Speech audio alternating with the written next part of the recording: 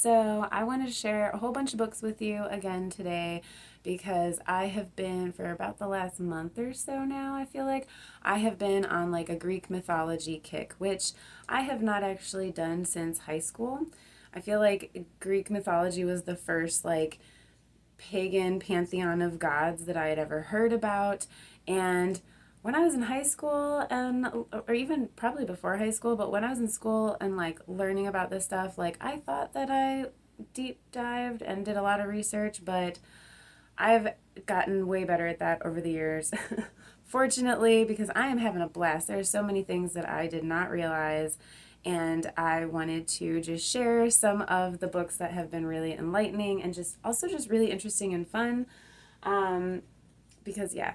So, in general, I realize this might sound overwhelming to a lot of people, but I tend to read multiple books at a time. I have like maybe I just have ADD. I don't know. I probably do, but I have to just keep super occupied and I get really excited and I don't have the patience to like wait to finish one thing to start the other. So this is kind of a personal problem. But anyway, I do the same thing with reading. So the first book that I want to talk to you guys about today and give a little bit of a like hopefully kind of brief review on because I really don't want to spoil it. I really recommend y'all checking it out if you haven't already.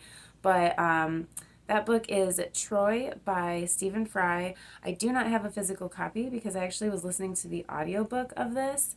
I don't know if anybody that watches this video has seen my last book review, which was on Stone Blind by Natalie Haynes.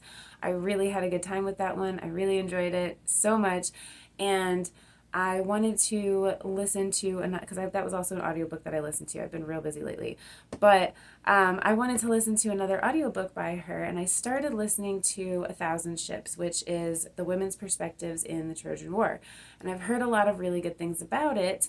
However, when I started listening to it, I realized like there are a lot of things I don't know about the Trojan War. I've never read the Iliad. I just found out recently that the Iliad doesn't even like end with like the end of the Trojan War, which I actually had no idea. I did not realize that. So basically, I was getting confused because it sounds like she jumps around in like time a lot, and I already don't know much about the like. I didn't even know some of the names of some of the women she was talking about. So basically, I was like, okay, I need to educate myself more on the Trojan War just to like be able to get into this book. So I had heard really good things about Troy by Stephen Fry, and I found the audiobook for that, and I was listening to it, and oh my God, y'all, I absolutely loved it so much. First off, I'm pretty sure he's the narrator in the audiobook, and just his storytelling, it's great. It's like listening to like your grandpa or your uncle or something like tell you an interesting story.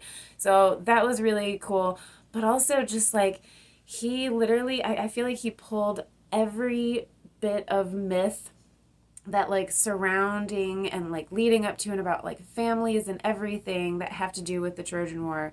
And like there was not a moment that was not interesting. There was not just like even when it came to like the 9 years of stalemate, he took time to like talk about little incidents that happened during that time that kept it interesting.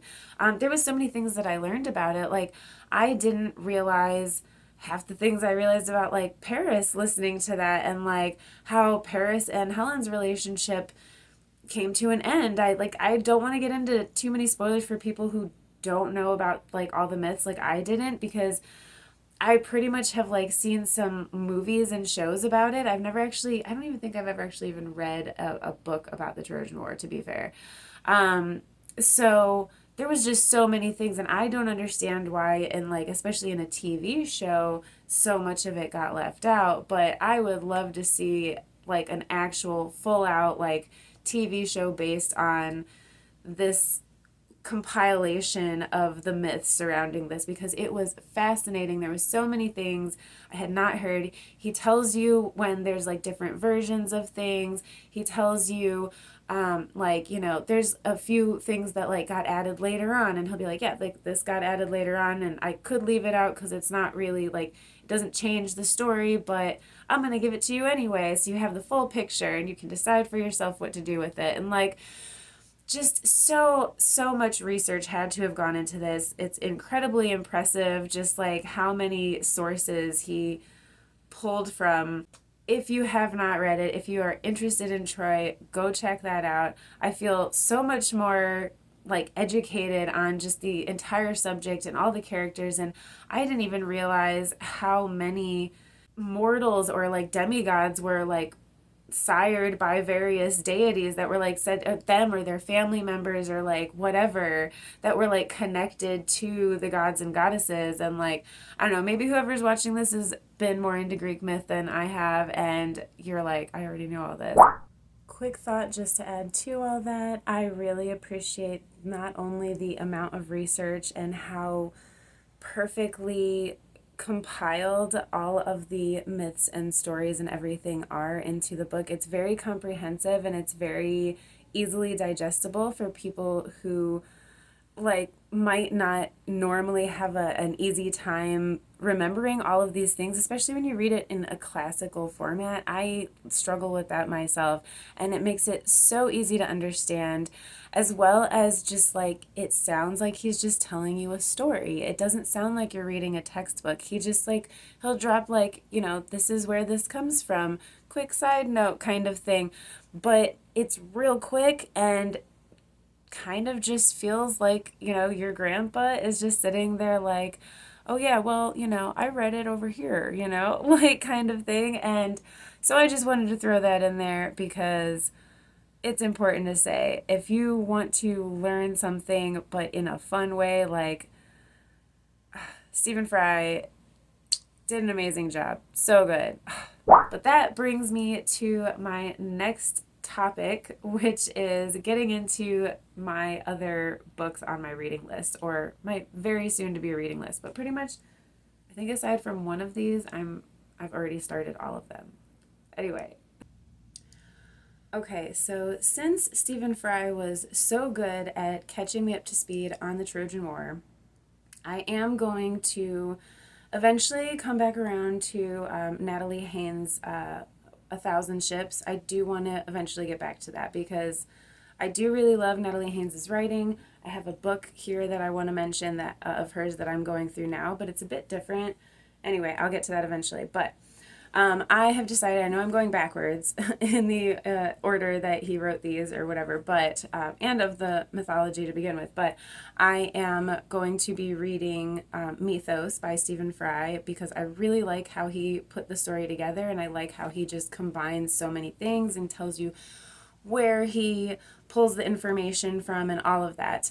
I'm not going to go back into analyzing his work or whatever, but I'm really excited about this because the first thing that made me fall in love with Greek mythology to begin with was the gods and goddesses. They were like the first pagan deities that I had ever heard of. I think like most people, and I honestly don't remember if that happened, you like if Hercules, like the Disney movie, came out first, or if it was like I learned about it in school first. I genuinely don't remember. I'd have to actually like think about that and look at years and stuff. But regardless, there was a point in my childhood where Greek mythology was huge. I didn't get to watch as much of like Hercules' legendary journeys or Xena until like I got a little bit older because I had a weird childhood. That's all I'm going to say about that. But that being said, the few times I did get to watch episodes of those shows, I absolutely loved them. So yeah, there's a special place in my heart for Greek mythology. And this is the first time in my adult life that I'm actually like deep diving back into it. And kind of over the years I've developed my own way of like, I like to like start off with like the historical fiction or whatever, the more mainstream version of things, and then kind of like look into the real history or like the real myths or whatever, and like do actual like comparisons and stuff like that. So I like to geek out in that way. And so yeah, this is the first time I'm really doing that with Greek myths, and there's just so many things I did not realize before. So getting into Mythos, which I actually haven't even started this one yet. I was waiting to finish Troy, and since I'm done with Troy now.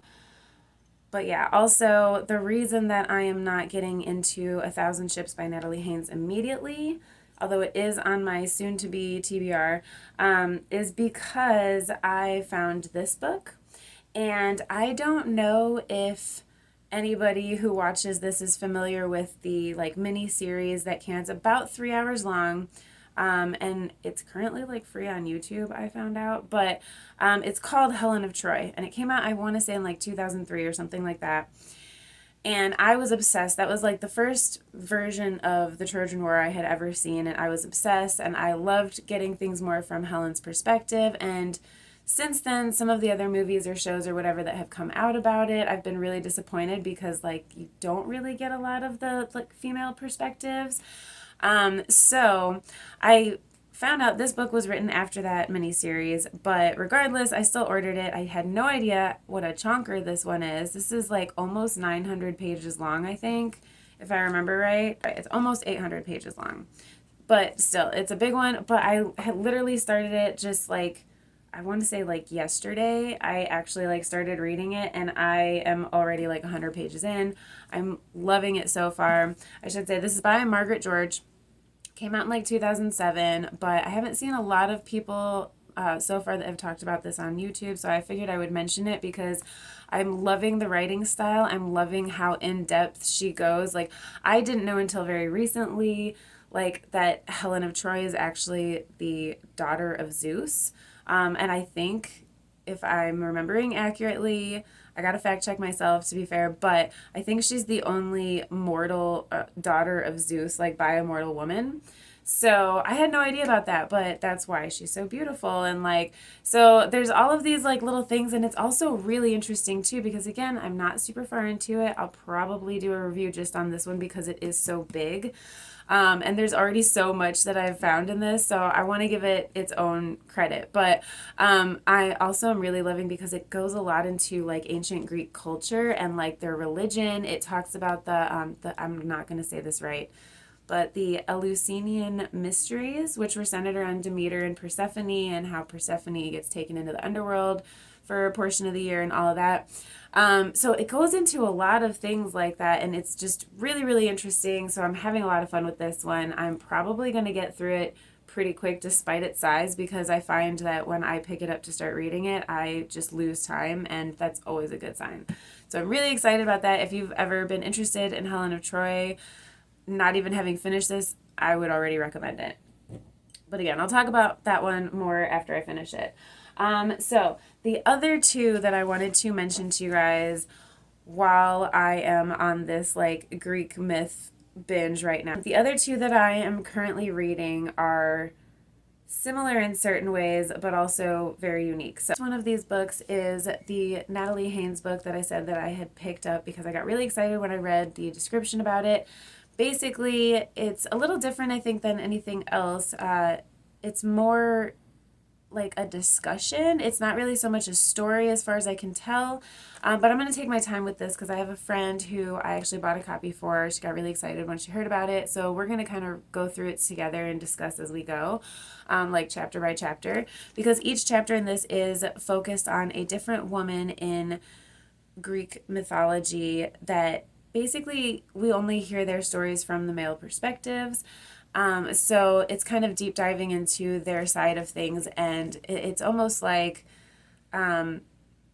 uncovering certain truths.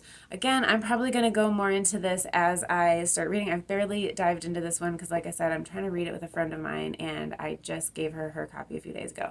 So anyway, but yeah, so that is Pandora's Jar by Natalie Haynes.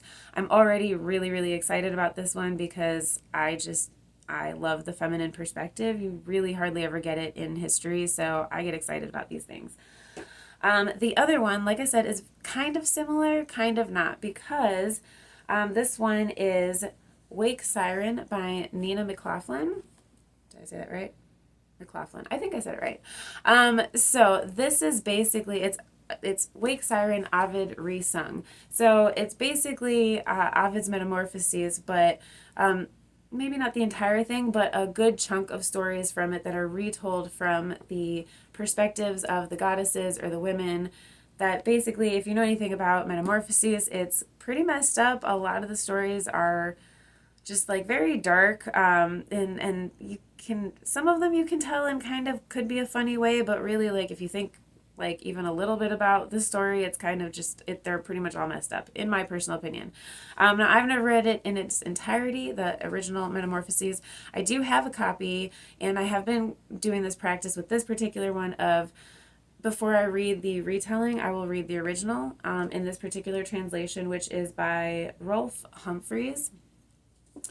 That's just the translation that I happen to be given for free. So I don't know if there's a better one, but yeah. So it's working for me. Anyway, I do really like how in this particular retelling, it's not all set back in like antiquity. Some of them are very modern. They're told in very different like ways. Some of them are like, looks like emails and like letters, or like there's one that's really messed up that like the character is like telling it in a therapist's office. And I've read a couple of these so far, but I also am just, I'm appreciating it for the same reason as Pandora's Jar, but this one is much more mythical, and this one is much more like realistic kind of analyzing, I think, of like the like real women's lives, whereas like a lot of these can be goddesses or women who like became goddesses or whatever, right?